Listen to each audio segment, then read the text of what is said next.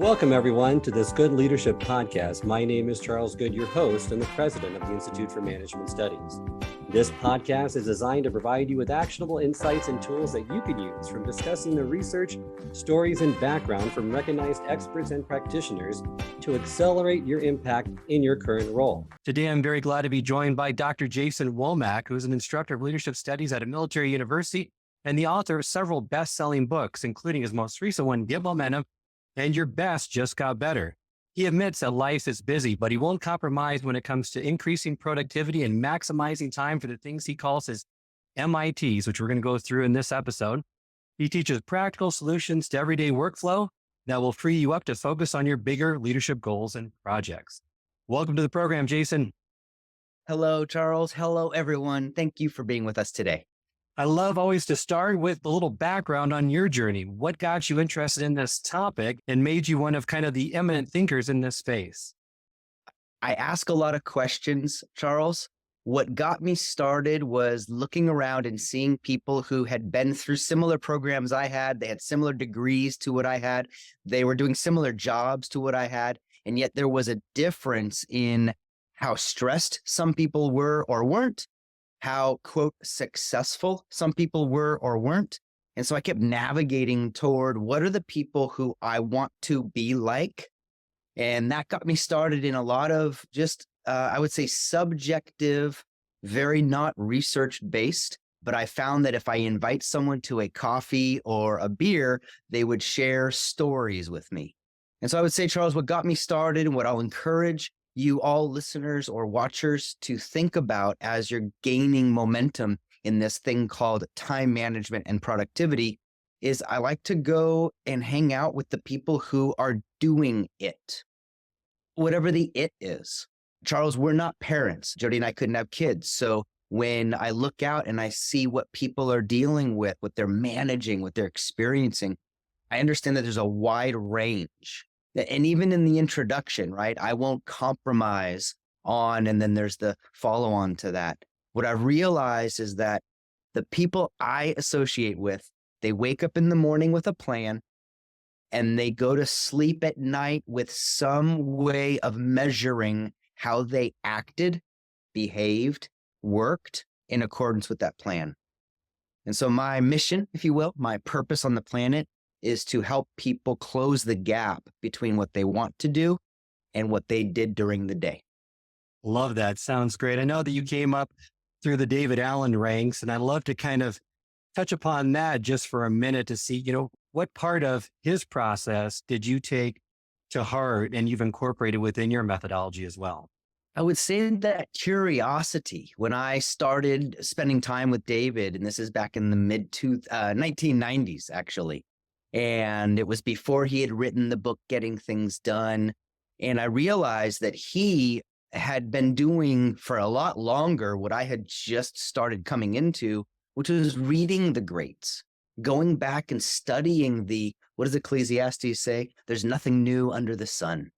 What were the fundamentals of whether it was productivity, performance, time management? And that's when I started looking at the planners. I mean, what David got me started on was getting what was in my mind out so I could see it. Now they call them manipulatives in the education biz. I like to touch, hold, and move things. A Post-it pad and a Sharpie are among my favorite tools. At my home office in Montgomery, Alabama, I put a 4x9 whiteboard in my home office. What I got from David, probably the first thing that I got from David was to get from in my brain outside. And then really there were two reasons for this, Charles. One was so I could see it, right? I mean, in my mind, everything's big. It's only when I write it down that get the car tuned up compares itself with go buy lettuce from the market. But in my mind, there were two to-dos that I was managing back and forth. But the second reason, and I think this is the testimony to whatever success I think I've experienced, I let other people see it. And I realized very early, probably in my late 20s, I don't have any pride in showing you where I'm challenged. Now, the you is relative, right? I mean, it's probably why I have nearly 20,000 connections on LinkedIn, because I read something, I watch something, I see something. Recently, I was listening to a Blinkist, a book summary. I don't know if there's any Blinkist subscribers out there. And I wrote to the author. I went to LinkedIn and I wrote, and I said, "Hey, Ernest," Mr. Adams, I called him. He is an expert in the DEI space. He had done a hour-long program with Kim Scott, the author of Radical Candor. And I wrote to him. And Charles, within 18 hours, we're now connected on LinkedIn with the note that said, "Hey, let's connect in real time in the new year." And so this concept of, yes, the getting things done, for those of you who follow that approach, that getting things done approach on the surface level, quote, the product, was to get things out of my brain. I found that there was a secondary reason to do that. And the hashtag I would throw out there is better together. The moment that I started letting people know where I was challenged, where I was stuck, all of a sudden people were out of the woodwork. "Hey, Dr. Womack, how can I help? Hey, Jason, there's someone I could introduce you to." And all of a sudden, that concept of getting after my MITs, which we'll talk about in a few moments, it became easier, less resource dependent, and then quite frankly, just more fun. I love that. And I'm an advocate of that approach as well. You got to get it out of your head to have impact and to really feel productive on those things. And many people feel behind every single day. There's not enough time to do it all. But you advocate for the approach that it's so important to think of work in terms of 15-minute increments. Why is that? This is great. And so again, this one came, I didn't make this up. I was reading a book about Bruce Lee, right? The actor, the athlete, the father, the spouse, an amazing human being. Anyway, he put this quote. It was one sentence in one book, and he said, a day is made up of 96 blocks of 15 minutes. And Charles, I highlighted that thing, but I haven't let it go. I mean, this is probably 15, 20 years ago I read that line. And it stopped me in my tracks because I'd seen people for years attempt to time block, time manage, schedule, plan. I've had people put fake meetings on their calendars, hoping that that would help them be more productive. I've had people bring work on a vacation. I've had people go on vacation at the end of a work trip. And here's what I realized. Personally, I don't plan my work in 15-minute increments. I review portions that I think should or could have been more impactful. Let me explain. This podcast will be about 30 minutes that you and I will discuss this book called Your Best Just Got Better. That is roughly 2% of our day.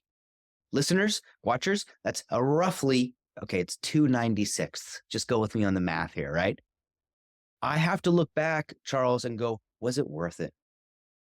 Were those 2 blocks of 15 minutes valuable for you and I, right? Did I have a new insight? Did I put words together in a way that I've never ordered them before? Did you and I become closer as colleagues and friends? But maybe more importantly for you, the listener, I know if you're listening, well, I know if you're listening to this, you're probably doing something else, right? You're in your car commuting, you're going out for a walk, you're on the treadmill, maybe you're doing some gardening. If you're watching this, I hope that you're doing fewer things that take less of your attention. Is it worth it? Are you going to get out of these 30 minutes with something of equal or greater value?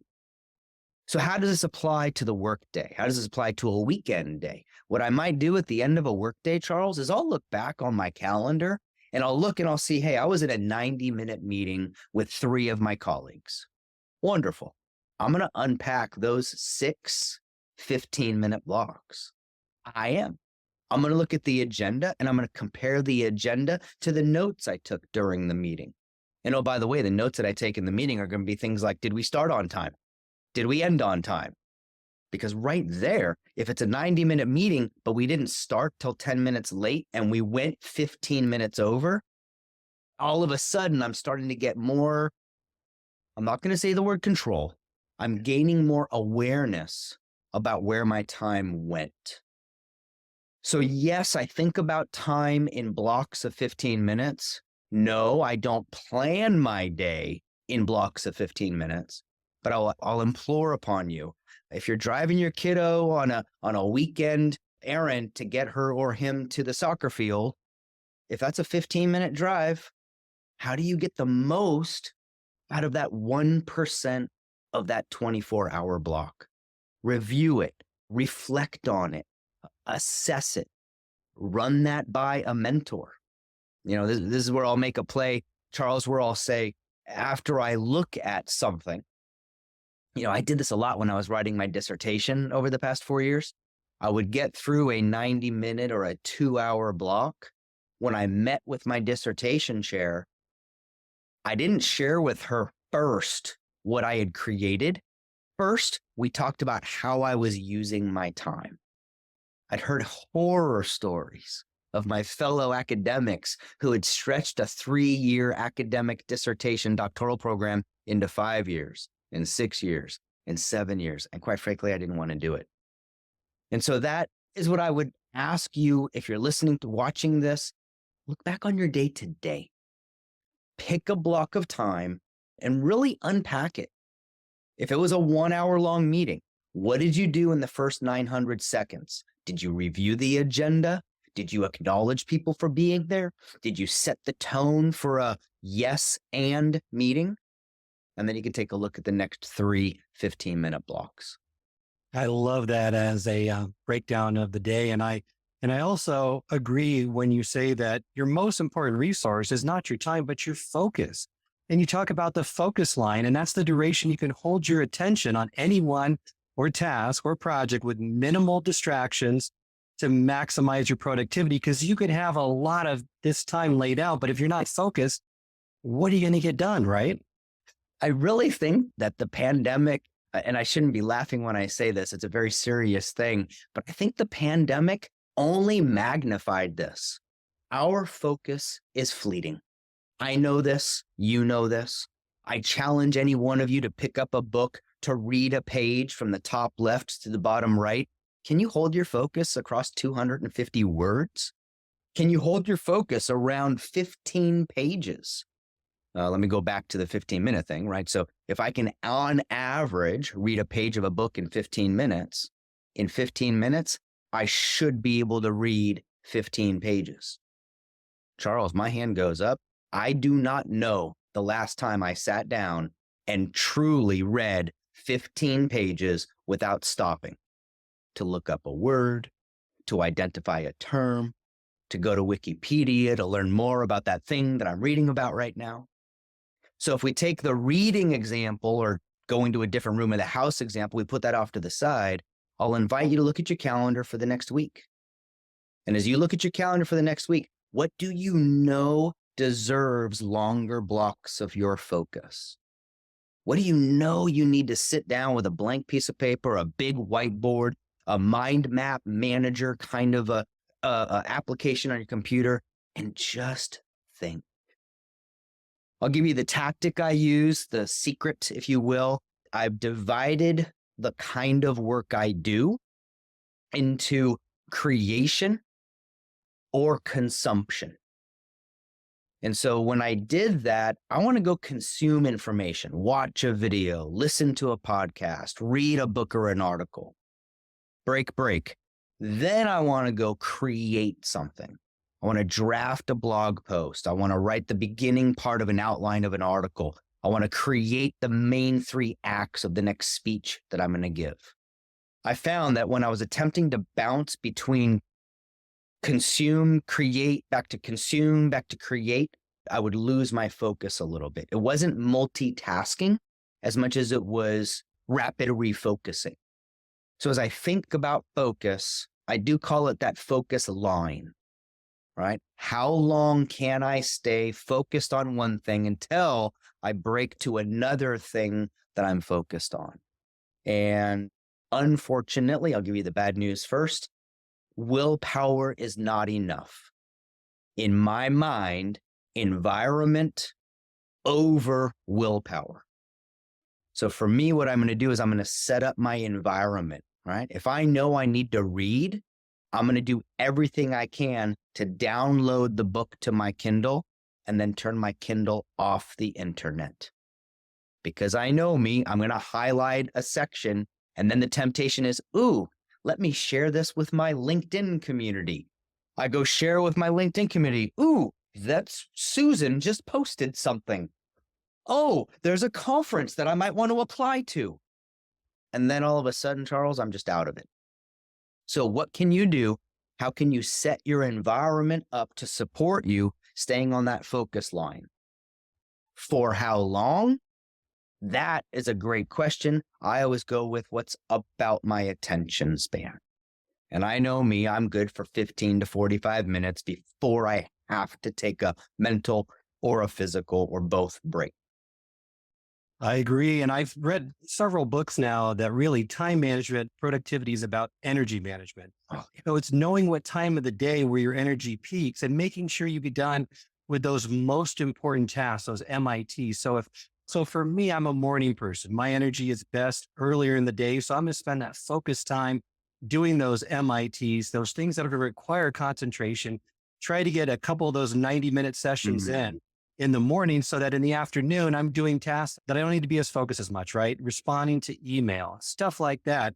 Give us some more insight into that and ways in which people can identify their energy throughout the day and when they should be doing those MITs. I love it. And what I want to do is I want to unpack and I'm going to separate those both. So I'm going to talk about this concept called at my best when, and then we'll come in and address the MITs, the most important things. So there's two factors. I heard one of them in your sharing there, which is time. The other factor is back to environment, but it's specifically people. Yes, me too. I'm a morning person. If I wake up in the morning and I'm going to go get organized, I'm going to get myself on track, I'm going to take on that one MIT, and my boss calls because he just got from his leadership a important task, a most important thing, that just overrode my great time. I'm still going to be productive because it's early in the morning, but I got overridden by what he had to send down.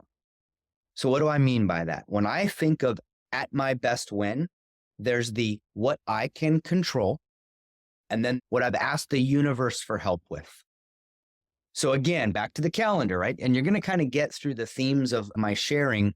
The calendar is my sacred space, right? My wife, Jody, she'll say things in audience. She'll say, things on my calendar should not surprise me. Because every one of us has woken up one morning, looked at our calendar and said, oh no, that's today. That is today.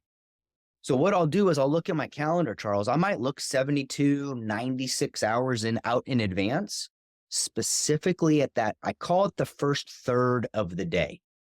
For me, the first third of the day is when I wake up in the morning till about lunchtime. Then there's lunchtime till I go to bedtime. Then there's go to bedtime, and then there is wake up time. Oh, by the way, I realized early on that third of the day is just as, perhaps even more important than the other 2/3. We may have time to talk about that later. So take a look. I'll look at the calendar for the next 3, 4, 5 days, and I'll ask myself, what are the first thirds? That's when I know I peak. What could those get overridden by? Am I already scheduled to work at home because I'm in a hybrid flex, work from home, return to office situation? Am I only a remote worker? Do all I do is work from home and I'm 2 time zones away from the boss that I work for or the team that reports to me? Or am I commuting into the office because we've returned to that space? When I look at that first third, I ask for help, Charles. And maybe this is going to be another theme that people listening or watching this. Productivity is a team sport. It doesn't matter how clean or complete my to-do list is. It doesn't matter how zeroed out my inbox is. If the people around me don't know what I'm carrying, what I'm visioning, or what I'm working on, it makes it more challenging to be productive because they're going to ask me for a minute at some point in time. That's great. Well, I wanted to just also talk about some of the technology because a lot of people there's a lot of options out there to be more organized, to be more productive, to get things done more efficiently. You have some great tips on all of those things, but I'd love to hear your preferred technology platforms. I know you use Evernote. I use Trello a lot. It seems to work well for me. Everyone's a little bit different, but what are some of the most effective ones for people to start getting organized and more productive? I love that question because what it does is it lets me talk about that concept called MITs in relationship to a more important context, which is how do I organize all this stuff? So on a maybe a psychological and social framework, most important thing, I wake up in the morning. I can do this on a Sunday. I can do this on a Tuesday. Charles, I will do this on a vacation day. Stay with me here.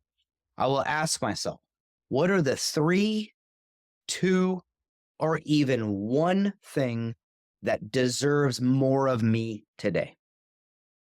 It's not, what are the 3 things I'm going to get done today? I'm going to get a lot done today. But what are the 3, 2, or one thing that deserves more of me today? Right? I'll timestamp this. I'm in Northern California. I'm visiting my parents. It's my stepmom's birthday today. Date stamp. One of my most important things today is to be available when my stepmom's around. That's going to change tomorrow. That will change next Tuesday. That will change on March 17th.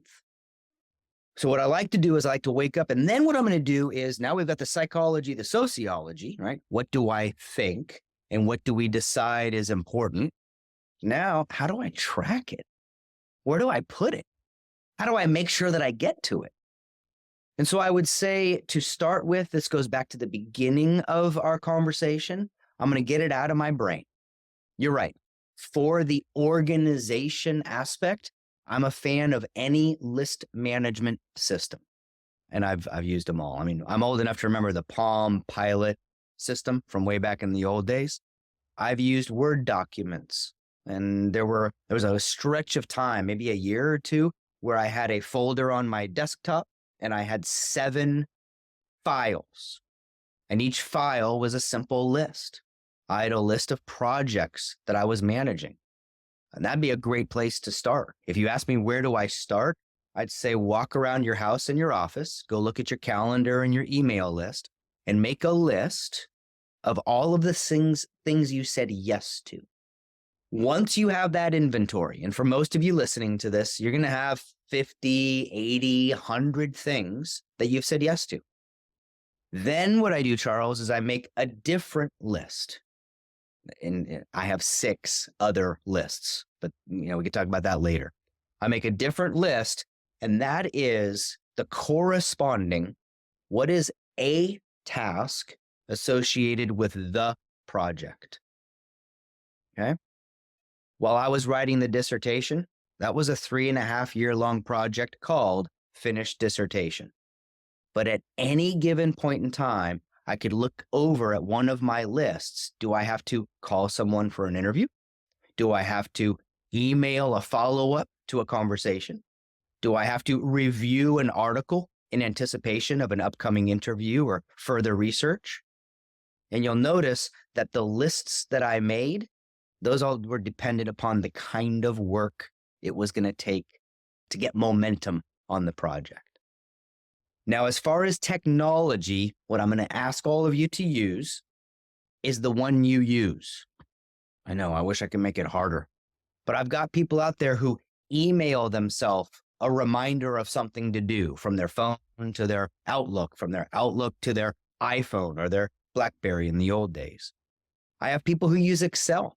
Right? You can bring up an Excel spreadsheet, Charles, and have tabs down along the bottom. My challenge to you is start with that projects list, because once you get that complete, 2 things. Number 1, you can look to see what kind of prioritization you need to put them in. But maybe more importantly, you can show the inventory to someone. For me, there's 3 someones I'm always going to show whatever list I use, whatever technology I use. There's 3 people I'm going to show my projects list to, Charles. My boss, my spouse, and a mentor. Hey, boss, here's what I think I've said yes to. Does this map and match to your priorities for me? Hey, Jody, here are the things I said yes or yes to. Am I missing anything that we need to be working on? And then I'm going to pick the appropriate mentor, Charles, because by definition, a mentor should be able to look at me. They know me, and they should look at what I'm putting my attention on, and they can guide, encourage, or challenge what it is that I'm saying yes to. Great stuff. And I agree with you. The best system is the one that you're going to use or have used, right? So there's no preferred technology platform. It depends on your preferences, and it needs to be customized for you. Before we end the episode, I'd love to talk about a part of the day that not many people talk about. Everyone talks about the morning, making sure you get the best out of your mornings, making sure you started on the right foot, and you do those MITs. But you have 3 questions that you ask at the end of each day to set yourself up for success the next day. Yeah. I'd love for you to talk about those so that leaders and everyone listening can identify that and can hopefully realize the importance of ending your day on a high note in the right way. Because we said there were 3, we're going to have we're going to have you, the listener, the watcher, you're going to come up with your 3rd question. And I'm going to do that just to kind of keep you a little bit more hooked into this thing. Charles, I've been ending my day, and I tend to do this as I'm finishing my workday. I used to do it really close to bedtime. I've moved it up a little bit. And here are the 2 questions that I'll give the audience to play around with. Number 1, what did I finish today? In a world that rewards speed, it rewards completion, it rewards that movement forward, what I've seen some people do is they end the day only thinking about what they have to do tomorrow. All right. They'll get their to-do list for tomorrow. They'll look at the calendar for tomorrow. They're going to send an email for tomorrow. So I would say just to run a 5-day experiment. At the end of the next 5 days, include the weekend if you're listening to this at that point of the week, and sometime around dinner time, I don't know, maybe go around the dinner table with your friends or family, call someone on the phone or on a FaceTime, and just share with each other, hey, what'd you finish today? What'd you knock off the list? What are you proud of that day? Chemically, what happens to the brain, a little boost of dopamine, maybe some serotonin kicks in there, and you end the day on a little bit more of a high. Here's the next one. Who did I help today? Who did I help today? And what I found is that when I go through that inventory, this is me personal, 2 answers have shown up. 1, yeah, it was great. Someone came, I got to work with them on something. I recommended they read a book. I introduced them to something. I helped them solve some problem. And then the intuition kicks in, Charles. And often, I'm not going to say every day, often I'll look back on the day and realize, I think I missed an opportunity. I maybe missed an opportunity in a meeting for some follow-up afterwards. I missed an opportunity in an email I sent where I could have put a link or maybe put an extra PDF attachment. So yes, while I'm asking myself about the past and what did I complete today and who did I get to help that day, I'm also planting the seed for what kind of a leader do I want to be? And this is setting us up for talking about the first of the 5 questions of Get Momentum, I know, but what do I want people to know that I can help them with? Wonderful advice. I also advocate with Marshall Goldsmith with his book with those 21 questions that he gets asked every single day. Someone calls him up and, did I make an impact? Did I make meaningful progress on my MITs? Are just a few of those, but really recommend that. It can have profound impacts if done consistently over time. So as we reach the end of this episode, Jason, love for you to let our listeners know how they can get in contact with you. Please find me on LinkedIn. It's my name is Jason Womack. I'm there. I publish every now and then. Of course, stay in touch through IMS, either attend an upcoming session or go consume some more of the podcasts that we've got here. And then, of course, the books are on Amazon. And if you do wind up reading one, please let me know what you got from it and how you use it. Thank you so much, Dr. Womack, for joining me on today's episode. Absolute pleasure.